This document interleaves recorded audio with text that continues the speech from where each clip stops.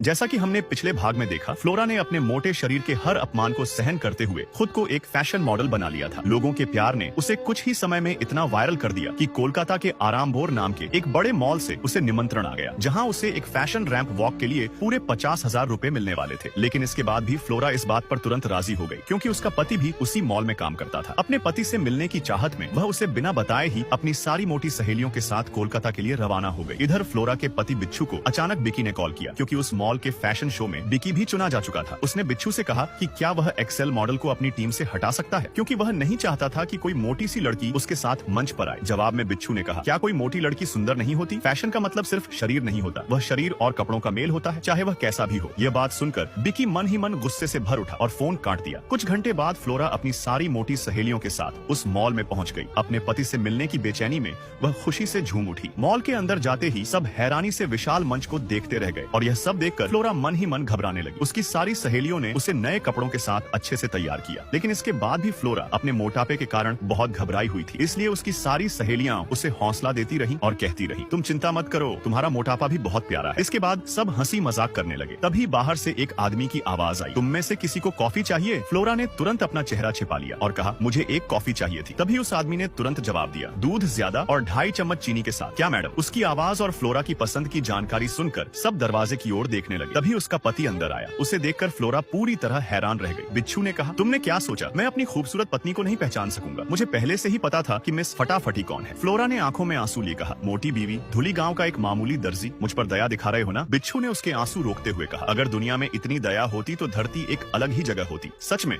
तुम बहुत अच्छी लग रही हो। दोनों का एक दूसरे के लिए प्यार देखकर उसके सारे साथी के आंख भी भर आई। इधर मंच पर सारी लड़कियां अपनी कला दिखाना शुरू कर चुकी थी और अपने अपने स्टाइल को सबके सामने पेश कर रही थी। जहां बिकी सबसे आगे पहुंच चुका था, वह अकेले ही सबकी नजरों को अपनी ओर आकर्षित कर चुका था। अब बारी फ्लोरा की थी और वह मंच पर जाने के लिए तैयार हो चुकी थी। तभी खबर मिलते ही बिकी ताना मारते हुए वहां पहुंचा और गुस्से में बिच्छू से कहने लगा, आप बोल रहे थे कि यह एक बड़ा फैशन शो है, लेकिन आखिरकार आपने अपने मौके का फायदा उठाकर अपनी मोटी बीवी को यहाँ बुला ही लिया। लेकिन मैं ऐसा होने नहीं दूंगा। बिकी ने किसी की बात सुने बिना ही मैनेजर को बुला लिया और सबके सामने तमाशा करते हुए कहा, यह आदमी अपनी मोटी बीवी को रैंप वॉक करने के लिए यहाँ लाया है। इस तरह की मोटी लड़की हमारे साथ रैंप वॉक नहीं कर सकती। अगर वह स्टेज पर गई तो पूरा स्टेज ही टूट जाएगा। उसके हर अपमान ने फ्लोरा को पूरी तरह तोड़ दिया था और वह बिना कुछ कर पाए सिर्फ एक तमाशा बनकर रह गई थी। अगले भाग के लिए नीचे कमेंट करें।